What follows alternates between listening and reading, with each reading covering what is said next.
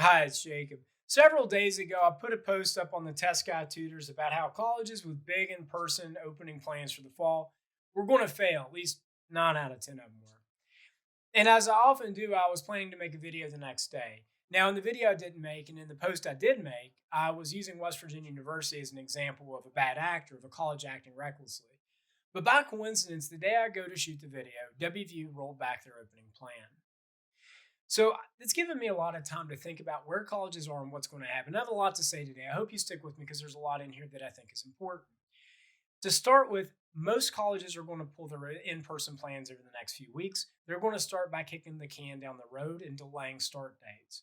It's my belief that the only colleges that have a chance of pulling off even limited in person instruction this fall, have to have exactly three things. Well, I guess they could have more, but they have to have small undergrad populations of highly capable students. They need to have big campuses per capita to spread people out. They need to have a lot of money. And you know who I'm talking about. You know I'm talking about schools like Harvard and Duke, and yeah, Notre Dame. Although I hated that letter the Notre Dame president put in the New York Times this summer, I thought it was incredibly arrogant.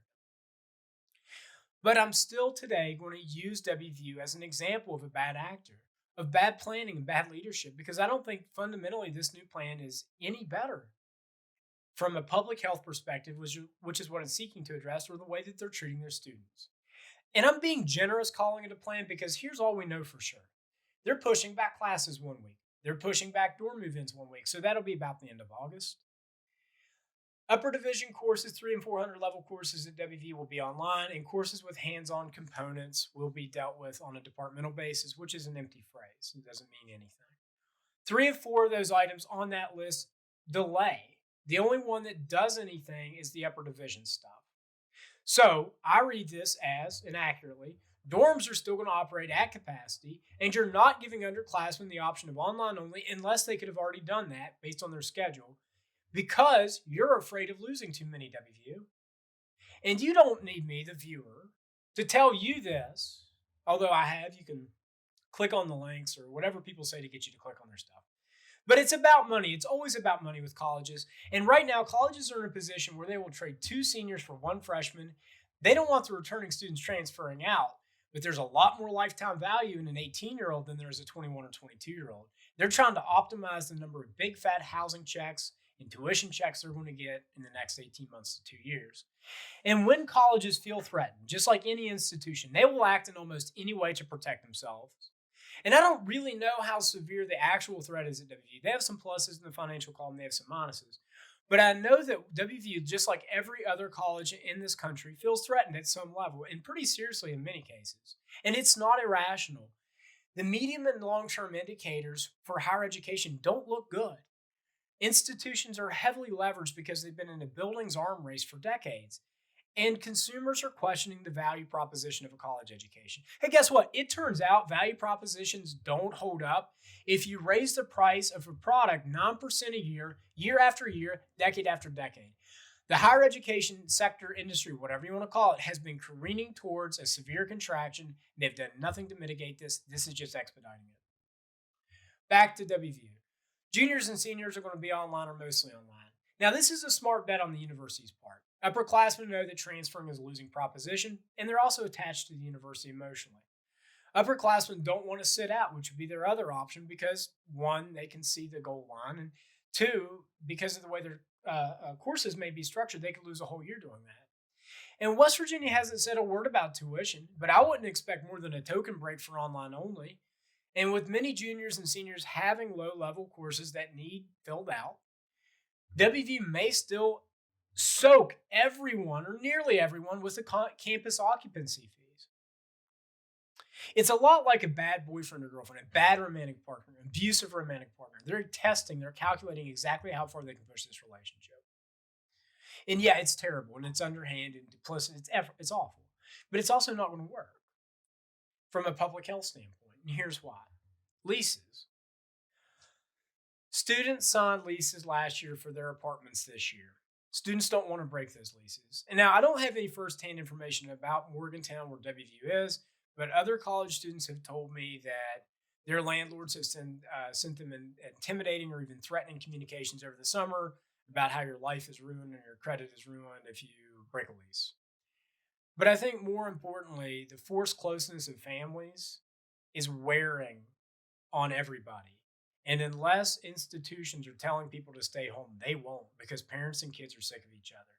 Now, at WVU and colleges like WVU, only a small percentage of sophomores, juniors, and seniors live on campus, and only a small percentage are commuters. So the WVU move does nothing to actually reduce the student population in Morgantown. And Morgantown and this university, like many college towns, have grown up around each other. They're inseparable.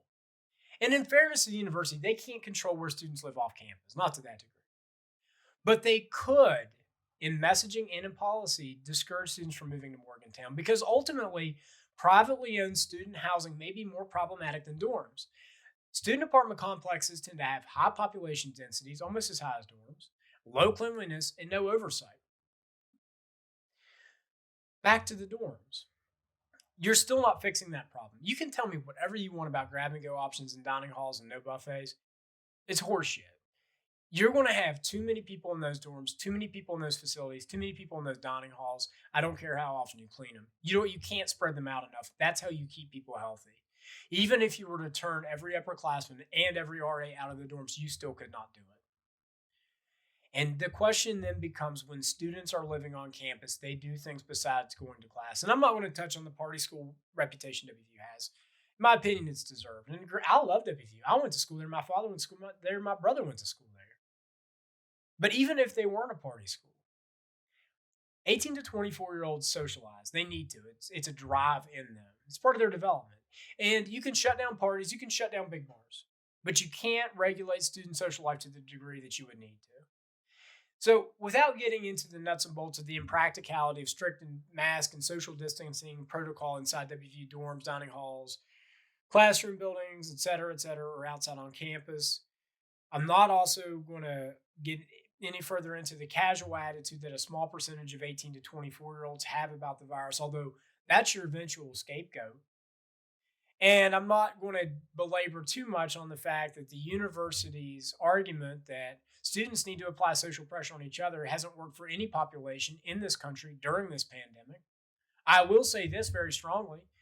The act of opening WVU in the fall obligates the university the responsibility to provide a safe campus. You cannot shift that duty to individuals. You cannot shift that duty to your students. You are required to, from an ethical standpoint, provide a safe place to learn, to work, and to teach.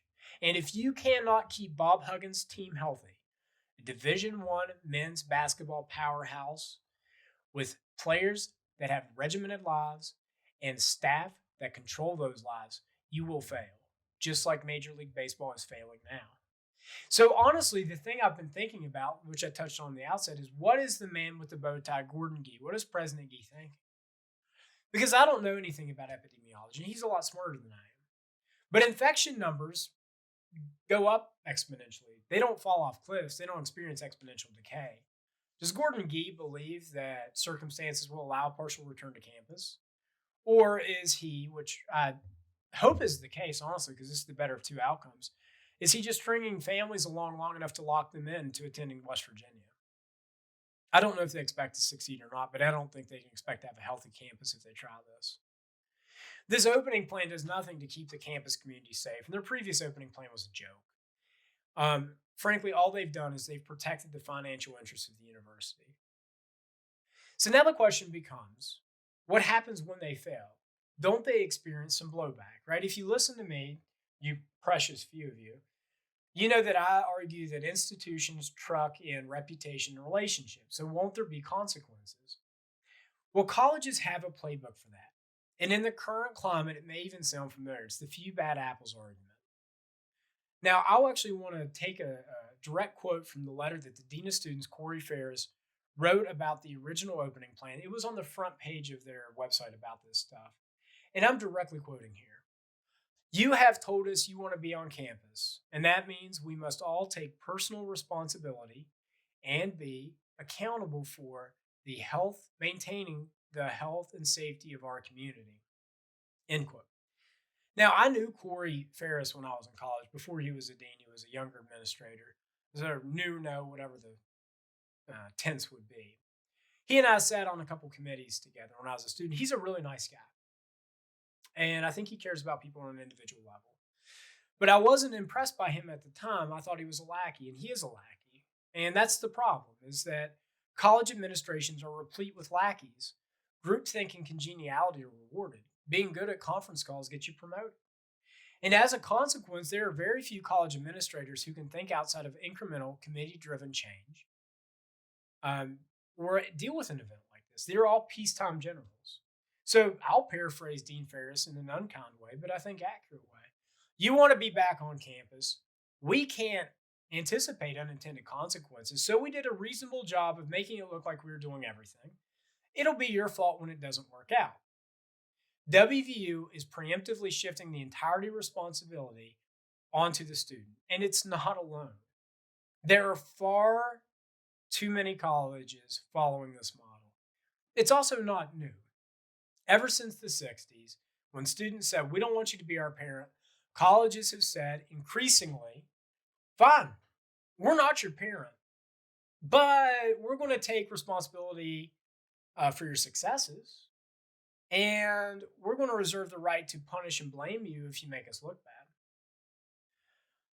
If you go to an MBA class, you learn that modern business ethics makes shareholder value the supreme ethical virtue in business. Modern higher educational ethics make institutional reputation the supreme virtue. And in truth, if you buy into my model, which I do because it's my model, institutional reputation is a good proxy for share price. And at the end of the day, although they hate it when you say it, colleges and universities operate just like large scale commercial enterprises. And yeah, the ethics are important, right? But I don't want to get too far into what's institutional and what's individual responsibility. Everybody draws their own lines on what's morally obligatory. What's relevant here is the justification, because the business decisions that we see day in and day out on CNBC that seem ethically dubious to an outsider are cheered as increasing or protecting shareholder value. Institutional reputation has and will justify scapegoating. At the end of the day, it takes a lot of moral strength to change the way you're operating on a fundamental level. It also takes creativity, which I think that they probably lack. And WVU has done all it can do within the confines of its business model. They need money, they need normalcy, and they preemptively absolve themselves. It's not going to be their fault. They will never really believe it is their fault if they do this and people die. But it's actually time for colleges like WVU to face facts. And show some respect for your student, and they may show you some institutional loyalty. You're stringing them along right now, or you're endangering them, one or the other. And you're going to have a hard time buying back trust if you get their kids sick or killed, or if you nickel and dime them. Georgetown, go online only this fall and use a responsible phasing plan that introduces classes with hands-on elements first, like the University of California system is doing. And for Christ's sake, be considerate to the students that have been there with you for 3 or more years and give them the educational experience they deserve. And I'm not trying to take away anything from you guys entering college, but the juniors and seniors need to be on campus a little bit more. Now, when we have a crisis like 9/11, like the Great Recession, there is a general accounting made afterwards. And we look at where we are then and evaluate past actions, because we're all going to see the actors and institutions in our world differently whenever this is over and whenever there's a new normal. And colleges may find themselves in a situation where their reputations are permanently impaired. 10 years after the Great Recession, the perception that Wall Street is malicious and callous persists. Now, that used to be something you would hear at a socialist club or in a Woody Guthrie song, but it's more or less believed by suburban families nationwide. And that feeling will endure for a generation or longer. And if people die because colleges are being duplicitous, colleges will be and deserve to be permanently disgraced. Do you know what the real big difference is between colleges and investment banks? Investment banks don't need your respect to make money. Colleges do. I want to be wrong. I would love to be wrong. I would rather that the few hundred people watch the entirety of this video or read the post think I'm an idiot. I'd like to lose business over this. Hell, make me a meme so that I'm an idiot. That's fine. I want college football back. I want Morgantown to be an awesome place to be a college student. It always has been. I want everyone to have a great college experience nationwide. I want K through 12 students back in school. I think it's better for them. I want to take my 4-year-old daughter to playgrounds without worrying. I want people to stop dying. But I don't think we're there yet. And I think institutions that are pretending like we are doing a disservice to us all, not only on the public health front, but also on the economic and mental health fronts as well. You have options. Check out my blog post for more, but you can transfer more easily than you think. Thank you. Have a great day and stay safe.